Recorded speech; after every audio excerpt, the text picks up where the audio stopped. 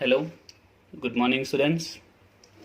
Today we are going to get information about the MCQ of liquidation of company corporate account semester 3.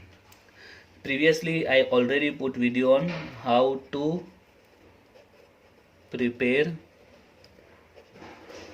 MCQ. Okay, in that video I have explained that I have told you for clear MCQ very well. For preparation of MCQ, first need is chapter concept.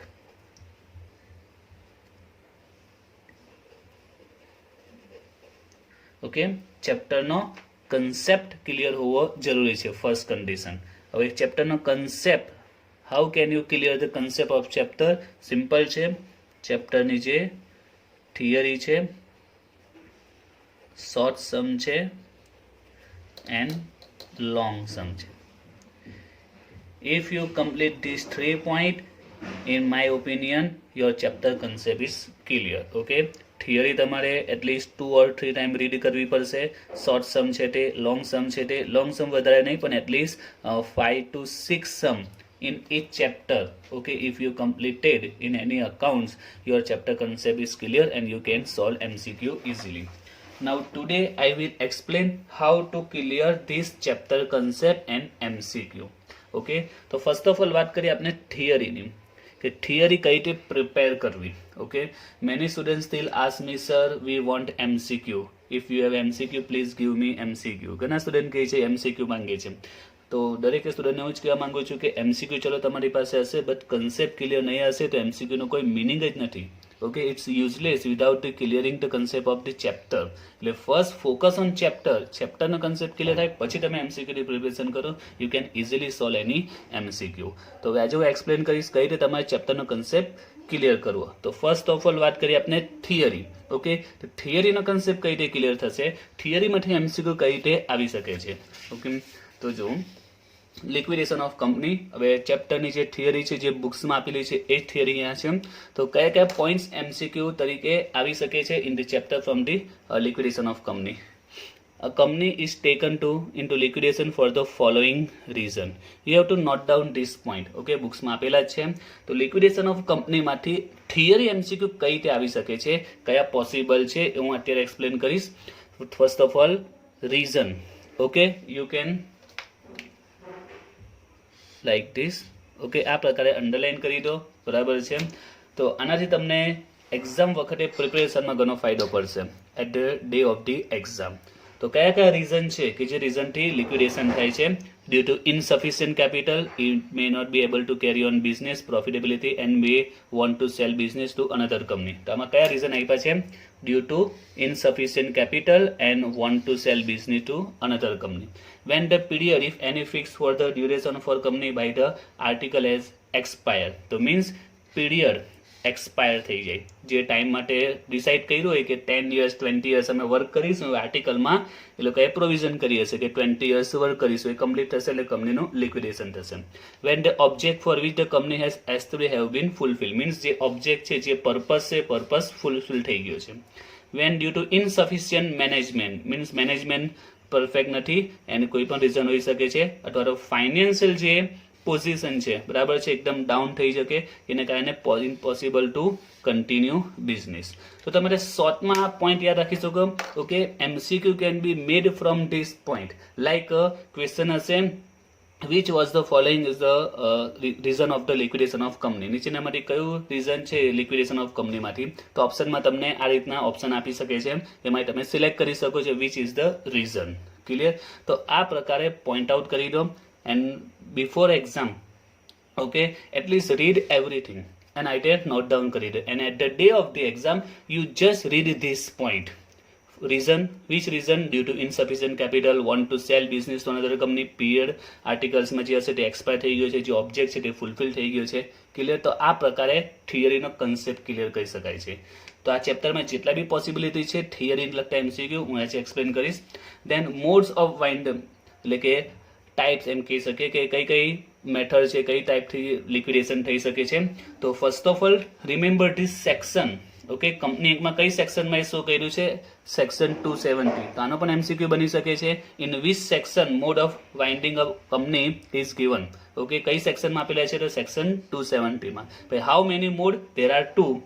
First tribunal and second voluntary. તો MCQ આવી શકે છે. Okay, તો આ પ્રકારે એને underline કરી દો જેથી તમને એક્ઝામ વખતે આ જ પ્રિપેરેશન કરવાનું રહે. ક્લિયર? તો આ રીતે એમસીક્યુ બની શકે છે. ક્લિયર? તો તમારે આ જે પ્રોસિજર છે એના પર ફોકસ કરો. હવે આપણે આગળ જે થિયરી જોઈએ કે ટ્રિબ્યુનલ દ્વારા જે વાઇન્ડ અપ થાય છે તે અને વોલ્યુન્ટરી દ્વારા જે વાઇન્ડ અપ થાય છે એના વિશે ઇન્ફોર્મેશન મેળવીએ. ફર્સ્ટ ઓફ ઓલ ટ્રિબ્યુનલ, આ બધું બુક્સમાં જ આપેલું છે, તમે બુક્સમાં જોઈ શકો છો. Circumstance and mode of voluntary wind up by tribunal. Okay, તો હવે આમાં જોઈએ કે ટ્રિબ્યુનલ વાઇન્ડ અપ જે થાય છે એના રીઝન કયા છે. તો સૌથી પહેલા એની જે પ્રોવિઝન છે it is so in the section 271. કઈ સેક્શનમાં છે? 271 માં એની પ્રોવિઝન આપેલી છે. રાઈટ? તો there are total 9 provision. You have to read every provision at least 2 times, not very much, 2 times read. Okay, અને ફક્ત એકવાર વાંચી જાઓ, 2 વખત એટલીસ્ટ વાંચી જાઓ અને એમાંથી જે ઇમ્પોર્ટન્ટ પોઈન્ટ્સ લાગે આ રીતે તમે નોટ ડાઉન કરી શકો છો. Okay, if the company has by a special resolution resolved that the company be wound up by the tribunal.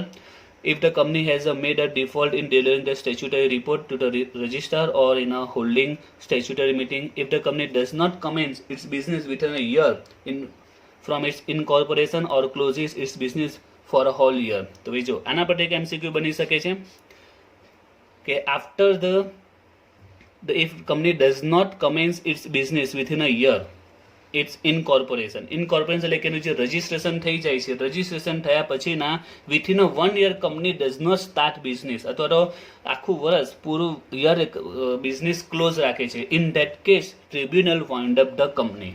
Tribunal કંપનીને ક્લોઝ કરી શકે છે, એને લિક્વિડેશન કરી શકે છે. How much time?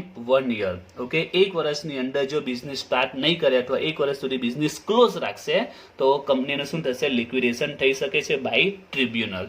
Like that fourth point, in the case of public limited company, if the number of members reduced to below 7 and private company below 2. તો આ તમે એમસીક્યુ આવી શકે છે. In the public limited how much members down? Below to 7 and for the private below to 2. In that case there will be liquidation of company by tribunal and it's a compulsory. Remember, it's a compulsory, it's a voluntary. Tribunal દ્વારા જે થશે તે compulsory હશે. Clear? તો આ પ્રકારે તમારે points note down કરવાના છે. ક્લિયર? જે પણ ચેપ્ટર છે દરેક ચેપ્ટર્સમાં અકાઉન્ટ છે કે સ્ટેટ છે દરેકમાં આ પ્રકારે તમારે નોટ ડાઉન કરવાનું છે. જે એક્ઝામના દિવસે at the day of the exam તમારે બસ આના પર ફોકસ કરવાનું છે. ટ્રિબ્યુનલમાં જે પ્રોવિઝન છે 271માં છે, ત્યાર પછી આમાં જેટલા બી પોઈન્ટ છે એક બે તમે આ પ્રકારે નોટ ડાઉન કરી શકો છો. Okay, now petition for winding up मतलब पिटीशन मीन्स अप्लाई कौन कर सकता है? अगर कंपनी को वाइंड अप करना है, अगर कोई बाहर से कोई पार्टी है, अगर उसे पिटीशन करना हो मतलब मीन्स के अप्लाई कर सकता है, पिटीशन कर सकता है कि कंपनी का लिक्विडेशन होना चाहिए. तो वो कौन सी सेक्शन में है? सेक्शन 272. सब सेक्शन याद रखूँ. Okay, here 270, 271 and 272. 274 modes of winding up, 271 tribunal and 272 petition for winding up. તો એ કયા પર્સન છે કે જે વાઇન્ડ અપ માટે પિટિશન કરી શકે છે? The first one is the company. Okay, company પોતે કરી શકે છે. એની ક્રેડિટર, देन एनी कंट्रीब्यूटरी और कंट्रीब्यूटर्स, ऑल और any of the person specify above, इसमें से सभी कर सकते हैं या फिर कोई एक. The register, any person authorise by the central government और स्टेट गवर्नमेंट. ओके, तो आना रिलेटेड एमसीक्यू पण તમે બુક્સમાં જે એમસીક્યુ આપેલા છે તો આના રિલેટેડ પણ એમસીક્યુ બની શકે છે. તો આ બધા પોઈન્ટ તમારે યાદ રાખવા પડશે. You have remember this 5 point. Okay, who can petition for wind up company. Clear? Now voluntary. Okay, હવે જે વોલ્યુન્ટરી વાઇન્ડ અપ થાય છે તેના રૂલ્સ જોઈએ. Circumstance and mode of voluntary wind up. A company may be wound up voluntarily under the following circumstance. તો total કેટલા છે? 3 circumstance આપેલા છે. If the period has been fixed for the duration of the company by the article and the period expired. તો એને શોર્ટમાં શું યાદ રાખવાનું કે પીરિયડ જે ડિસાઇડ થયો હોય તે જે ફિક્સ થયો હોય તે એ પીરિયડ શું થાય? expire થાય. In that case, voluntary wind up possible. If the articles provide that a company is to be dissolved on the occurrence of an event has occurred, એટલે કે આર્ટિકલમાં એક પ્રોવિઝન હશે કે આ રીતની કોઈક ઇવેન્ટ બનશે અને જ્યારે ઇવેન્ટ થશે તો કંપનીનું આપણે શું કરીશું, લિક્વિડેશન કરીશું.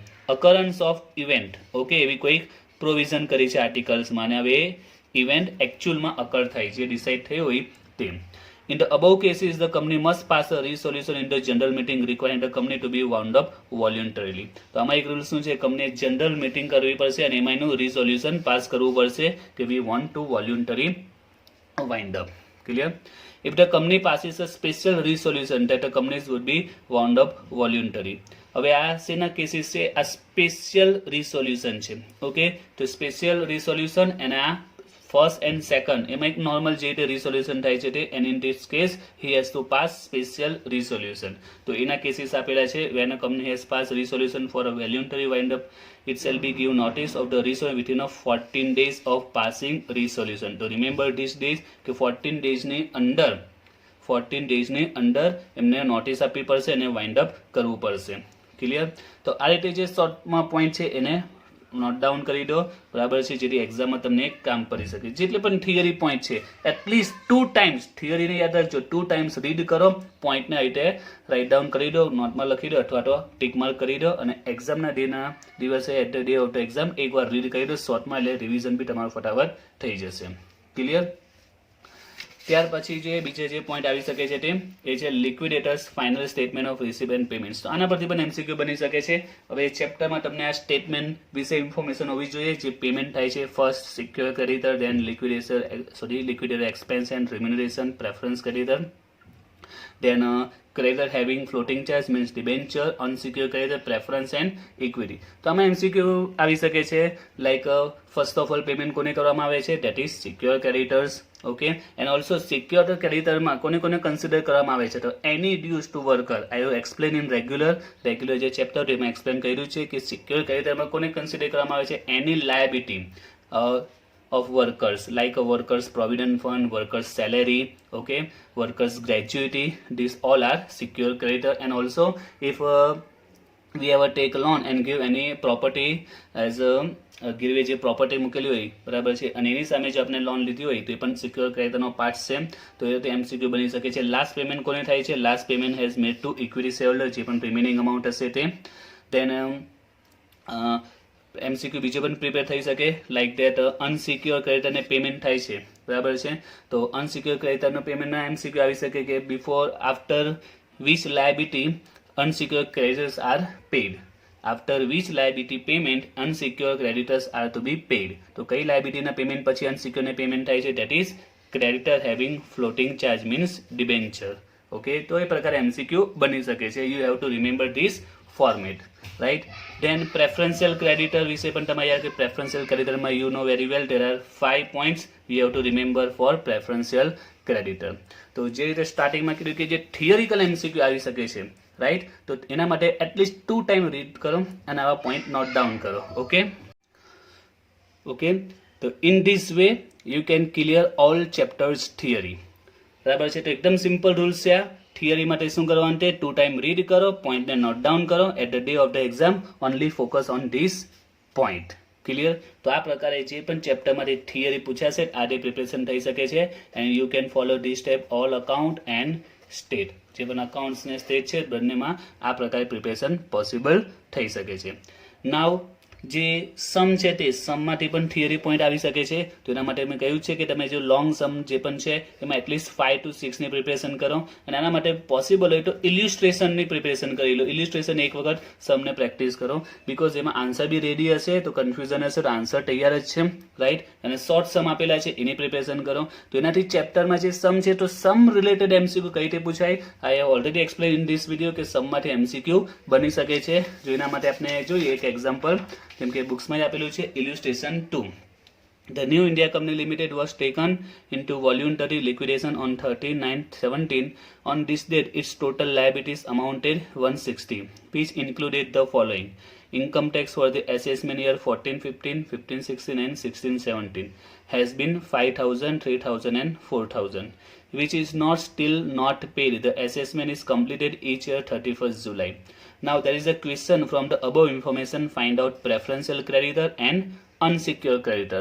તો આમાંથી preferential ને unsecured ને find out કરવાના છે. તો first of all you know very well which are preferential and which are unsecured. તો preferential માટે આ જે 5 છે તમને યાદ હોવા જોઈએ કે which are preferential and other than unsecured, right? તો first of all income tax ની વાત કરીએ. Here is the year 39-17. In that case income tax preferential ક્યારે કહેવાય? last 12 months, 1 year amount payable to government payable within last 12 month. Okay, last 12 month, last 1 year ને જે પણ liability બાકી હશે government ની, it's a preferential creditor. Here 14-15, 15-16 and 16-17, it's our last year. So last year income tax that is 4,000, so it's a preferential creditor, and remaining 5 and 3 total 8,000, it's a unsecured creditor. Clear? તો આજે normally તમે જે સમને practice કરશો long Samni, તો એમાં point બધા આવે જ છે, એમાંથી શોર્ટ સમ એમસીક્યુ તરીકે બનાવી શકે છે. ક્લિયર? તો એમસીક્યુ ની પ્રિપેરેશન માટે ચેપ્ટરનો કન્સેપ્ટ ક્લિયર હોવો જરૂરી છે. If you clear this 3 points, theory, short sum, long sum, આના માટે મેં કીધું તે ઇલિસ્ટ્રેશનની પ્રેક્ટિસ કરી શકો. After that you can solve book MCQ, and I guarantee you can solve almost every MCQ very easily. And then if you get MCQ from other sources, extra MCQ, then solve it. It's also easy for you if you complete this all thing. Clear? તો preparation માટે theory આ પ્રકારે preparation કરો, short સમ ને long સમ કરો, ઇલિસ્ટ્રેશનના better છે. If you have a many time, actually સમય ઓછો છે, but જો તમારી પાસે હજી સમય હોય તો તમે બીજા પણ સમ પ્રેક્ટિસ કરી શકો છો. તો એ જે દાખલાના પોઈન્ટ છે એ એમસીક્યુમાં આવશે. એના માટે હું ફોકસ રાખું છું, સ્ટુડન્ટને વારંવાર કહું છું કે ચેપ્ટરનો કન્સેપ્ટ ક્લિયર કરો. If it's clear, okay, then you can easily solve any MCQ from the book and as well as if you get any MCQ from other sources. Okay, તો આ જ પ્રકારે તમે બાકીના સબ્જેક્ટમાં પણ પ્રિપેરેશન કરી શકો છો.